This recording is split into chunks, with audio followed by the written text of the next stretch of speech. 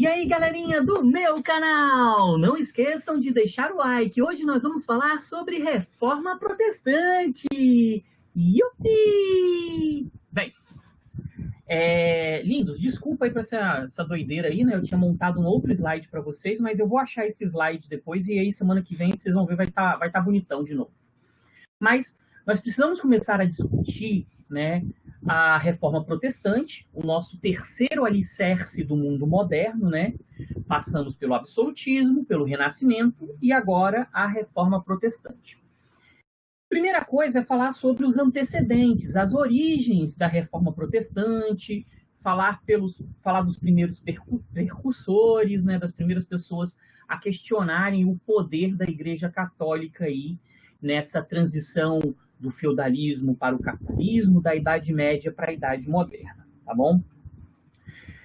Nós vamos perceber que durante a Baixa Idade Média, a Igreja ela deixou de ser aquele cimento da sociedade que nós havíamos mencionado, tá? Começaram a surgir várias críticas à Igreja, à sua postura moral, beleza? E essas críticas foram se fortalecendo com o mundo moderno, e aí nós tivemos a Reforma Protestante. Se a gente tivesse que estabelecer aqui, né, um resumo, né, o que foi uma definição, melhor dizendo, né, uma definição de Reforma Protestante, eu acredito que a melhor definição para a Reforma Protestante seria uma adequação da Igreja aos novos tempos. E aí eu vou precisar que vocês lembrem daquela característica do Renascimento que nós discutimos na semana passada, humanismo. O humanismo era tornar, né, a religião, a moral, a política, a cultura, algo mais concreto, mais ligado à realidade. Então, a Reforma Protestante ela foi extremamente influenciada pelo humanismo, tá? Então, a Reforma Protestante nada mais foi do que uma adequação da Igreja aos novos tempos. Como a Igreja Católica não se adaptou às mudanças com o capitalismo, né, nós tivemos a formação de novas igrejas dentro do pensamento cristão. Eu vou sim, Lorena, eu só não vou enviar hoje, porque, como eu falei com vocês, eu tinha montado um terceiro slide, né? Eu tenho esse, tem um outro aqui que eu estava olhando, mas eu tinha montado um outro slide para vocês. Então, eu vou tentar encontrar ou refazer esse slide, e aí eu envio para vocês semana que vem. Mas esse aqui, que fala de mundo moderno, né, fala de renascimento, fala de absolutismo, eu vou transformar ele também em PDF e mando para vocês, tá bom? Que isso aqui é tipo um curso de aulão, quando a gente tem que trabalhar todo o mundo moderno de uma forma muito rápida, muito sintetizada. Então, aqui é muito resumido. Eu não queria trabalhar tão resumido assim com vocês, mas eu envio porque serve para vocês como esse resumão que eu acabei de falar, né? Mas, voltando aqui, então, a Igreja Católica, como ela não se adaptou às mudanças do tempo, nós tivemos essa adequação. A Reforma Protestante, então, foi uma adequação da Igreja aos novos tempos. Ok? Bem, meus lindos, quais foram as críticas feitas à Igreja, né? Nós tivemos críticas à simonia, tá? O que seria a simonia? A simonia era a venda de cargos eclesiásticos. Eu já mencionei para vocês em aulas anteriores, em vídeos anteriores que vocês podem acompanhar lá no canal do YouTube, que durante, né, a cristalização feudal, a transmissão da terra acontecia da seguinte maneira, pensando na nobreza. O senhor feudal deixava toda a terra para o seu primogênito, para o seu primeiro filho homem. O segundo filho ganhava um cargo na Igreja Católica. Eu falei na época assim, presta atenção nisso, que nós vamos falar sobre isso lá na Reforma Protestante. Esse ganhar um cargo na Igreja Católica é a simonia. Esse senhor feudal comprava um cargo para o filho e colocava ele na igreja. Por quê? Porque a igreja era muito rica. Simples. Tá? Então, essa pessoa que estava entrando na igreja através da compra de um cargo eclesiástico, Ela não sabia, não tinha vocação, mas ela queria estar junto de uma instituição muito poderosa e muito rica, ok? Então, a simonia era a venda de cargos eclesiásticos. Professor, eles vendiam quais cargos? Os mais importantes, do alto clero, beleza? Então, o cara para ser bispo, arcebispo, tranquilo? Esses cargos mais importantes eram vendidos aí para essas pessoas. Beleza? Envio sim, Lucas, só um minutinho. Prosseguindo, né, uma outra crítica que era feita à igreja, né, era a questão do desregramento, né? O desregramento. O que seria esse desregramento? Espera aí, slides, Idade Moderna. Estou convertendo aqui já para PDF, que aí eu já envio para vocês o link. O que seria esse desregramento, né, moral dos membros da igreja? Os padres, os bispos, os membros do clero, eles não estavam cumprindo com as regras. Desregramento, não cumprimento das regras. Por exemplo, a Igreja Católica até hoje, né, ela estabelece o celibato, né? Padres, bispos, os membros do clero não podem se casar, ok? Não podem constituir família, tem que se dedicar só à fé. Muitos membros da igreja, durante esse período, tinham família, tinham filhos, né? Não cumpriam o celibato, né? Viviam, né, em prostíbulos. Então, isso acabou desmoralizando a igreja, tá? A falta de cumprimento das regras desmoralizou a igreja. Por quê? O padre, ele vai exigir que você faça as coisas certas e ele mesmo não estava fazendo. Então, né, isso acabou comprometendo a Igreja Católica. Outro problema também foi o despreparo do clero, ok? Em que sentido esse despreparo do clero, meus lindos? Como eu falei com vocês, esses cargos, né, eles eram comprados, ok? Então, muitas vezes, esse membro do clero, ele não sabia nada. Não sabia nada da Bíblia, não tinha conhecimento algum daqueles textos, e isso prejudicava demais. Beleza? Imagina, você vai ter contato com um membro da Igreja Católica e o cara não sabe nada sobre a religião, não sabe nada sobre a igreja. Era o que acontecia aí por conta desse despreparo dos membros do clero. As pessoas entravam, muitas do alto clero, pela questão da riqueza e do poder, como eu já mencionei, para os senhores. Beleza? Apego aos bens materiais, também ligado a essa questão do desregramento, do despreparo, tá? Eles estavam mais interessados nas várias terras da Igreja Católica, né, esses membros do clero, em toda a riqueza da Igreja Católica, do que em realmente, né, propagar a fé, fazer aquilo que um membro do clero deveria fazer. E a igreja tinha muita riqueza, gente, porque era muito comum durante o feudalismo, né, os senhores feudais deixarem alguma coisa para a igreja no testamento, né, deixar alguma riqueza para a igreja, alguma terra para a igreja, e com isso a igreja foi acumulando muita riqueza.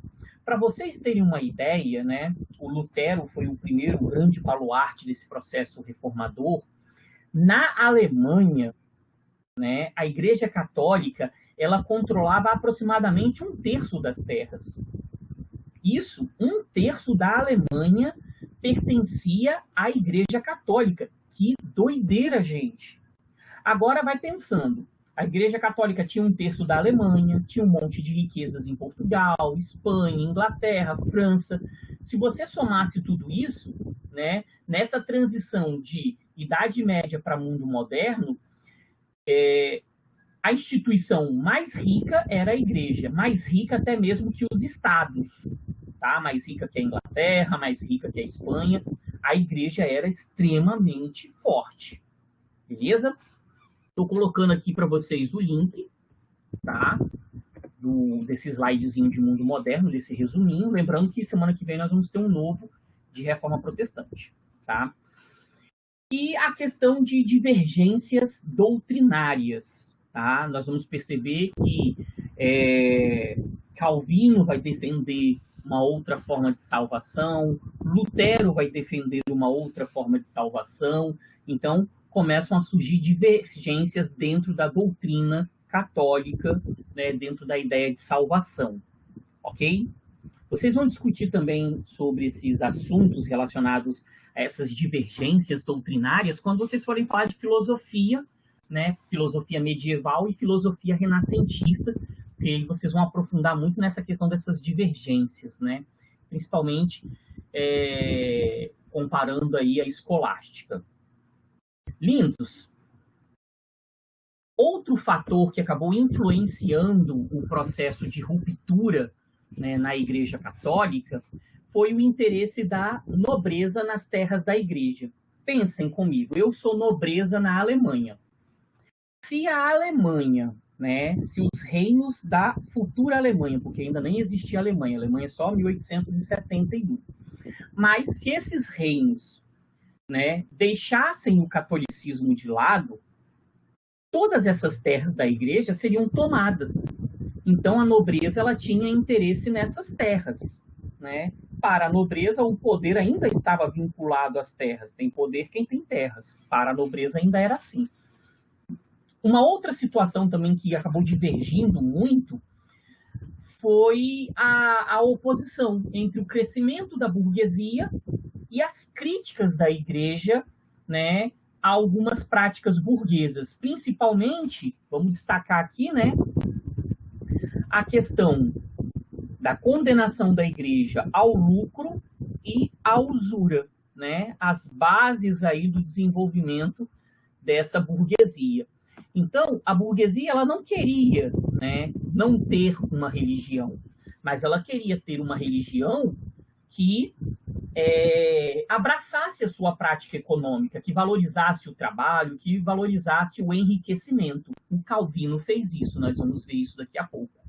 Então, a Igreja entrou em choque com a burguesia por conta desse processo aí de condenação do lucro e da usura. E vale a pena a gente aprofundar um pouquinho nessa crítica e lembrar que a Igreja lucrava muito, beleza? A Igreja lucrava muito. Então, a Igreja enriquecia, mas a burguesia não podia, tá? Por que a Igreja condenava o lucro e a usura, né? Para isso, eles se pautavam na escolástica no São Tomás de Aquino, né? O São Tomás de Aquino foi um filósofo da Igreja, né, que estudou muito Aristóteles e que, entre as várias contribuições do Aristóteles para a escolástica, nós temos a ideia do preço justo, né? Para a Igreja Católica, ainda nesse período, né, as pessoas poderiam fazer o comércio? Sim, mas através da lei do preço justo. Você não poderia lucrar. Você tinha que vender o seu produto pelo valor do seu custo somente. Beleza? Então, eu vou vender celular. Eu vou ver quanto que eu gastei para produzir esse telefone e vou vender por esse valor, valor de custo. Eu não posso ter lucro. Beleza? Por quê? Para a Igreja, quando você tem lucro nesse momento, nesse contexto, nessa visão do São Tomás de Aquino, tá, galera? Hoje, obviamente, a Igreja Católica não tem mais essa visão, mas naquele período, a Igreja afirmava que se você tivesse lucro, por exemplo, eu gastei R$100 para produzir esse celular e eu vender ele por R$200, eu estou cobrando pelo tempo. Mas o tempo pertence a Deus, então eu não posso cobrar pelo tempo. É a mesma coisa da usura. O que seria a usura? A usura não é aquele coleguinha que nunca empresta nada, não. Aquele coleguinha que está lá com o biscoito recheado e não dá um biscoito para fortalecer, não. Usura seria aquela pessoa que empresta dinheiro a juros, tá? Esse coleguinha ele seria usura se ele estivesse te dando um biscoito e cobrando 2 biscoitos no outro dia, tá bom? Então, a ideia de usura e de lucro, elas entravam em contradição Porque para a igreja, a burguesia estava cobrando pelo tempo. E o tempo pertence a Deus. Ok? Massa, né? E aí a contradição disso tudo, porque a igreja estava lucrando, mas a burguesia não podia, porque ela lucrava em cima do tempo, né? Lucrava em cima do lucro, foi horrível. Ela lucrava em cima do tempo, né? E o tempo pertencia a Deus, era um pecado, tá bom? Hoje não tem mais essa ideia. Nós tivemos também, como fator que favoreceu a reforma protestante, a questão da formação dos estados modernos, dos estados absolutistas. E aí o exemplo, né, a Inglaterra, o Henrique VIII, ele rompeu com a igreja, criou o anglicanismo, por conta de se sentir prejudicado na sua consolidação da Inglaterra. Depois nós vamos ver a Inglaterra com mais calma, e aí vocês vão entender melhor como que essa formação dos estados absolutistas acabou influenciando esse processo reformador também. E o desenvolvimento de um espírito crítico, o humanismo, tá? O humanismo influenciou muito, como eu falei com vocês, né? A reforma protestante foi uma adequação da igreja aos novos tempos. E quem pensava numa adequação da religião ao seu tempo concreto, a realidade era justamente o pensamento humanista, que era você pensar a moral, a política, a religião, tudo de uma forma mais concreta, de uma forma mais real, ok? Sim, sim. Mas esses questionadores, Nara, eles eram perseguidos pela igreja. A gente tem que lembrar, né, que a igreja perseguia as heresias, perseguia esses grupos que faziam esses questionamentos, essas críticas, né? Agora, nesse mundo moderno, a igreja não vai conseguir exercer tanto esse poder por conta da formação dos estados modernos, da nobreza, da burguesia, que vai acabar apoiando esses reformadores, mas eles foram sim, existiam pessoas que questionavam e essas pessoas eram perseguidas por isso.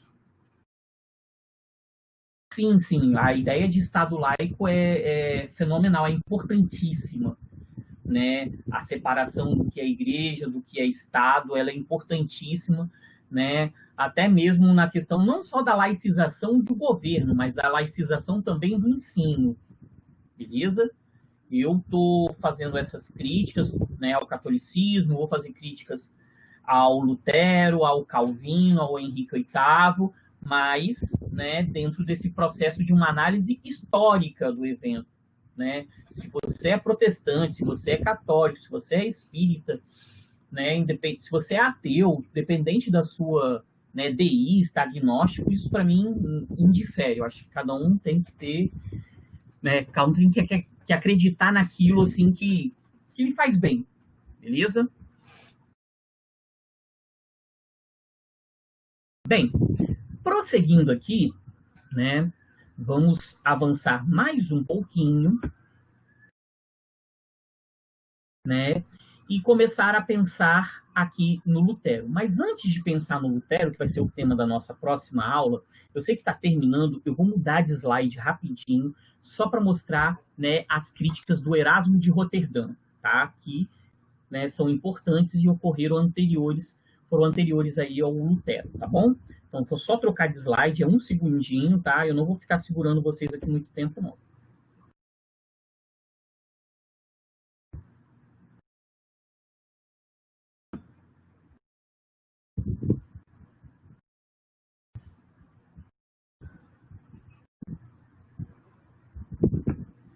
Espera aí.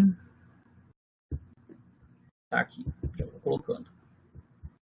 Esse slide é pequenininho, então rapidinho ele vai entrar aqui pra gente, só pra gente discutir uma coisinha do Erasmo de Roterdã, umas outras coisinhas, para aí semana que vem a gente consolidar essas ideias, tá? Moderna.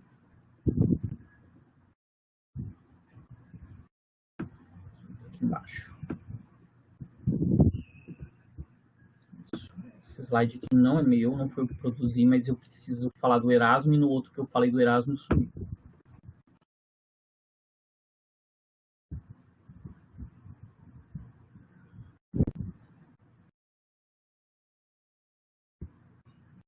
Isso, já estou convertendo o arquivo, é rapidinho mesmo.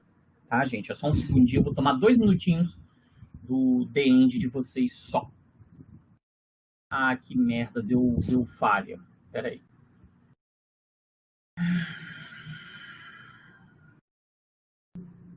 Deixa eu fazer mais uma tentativa, né? Se der algum problema, eu desisto disso aqui, eu fecho a aula e aí semana que vem a gente pega essa parte do Erasmo que eu preciso conversar com vocês.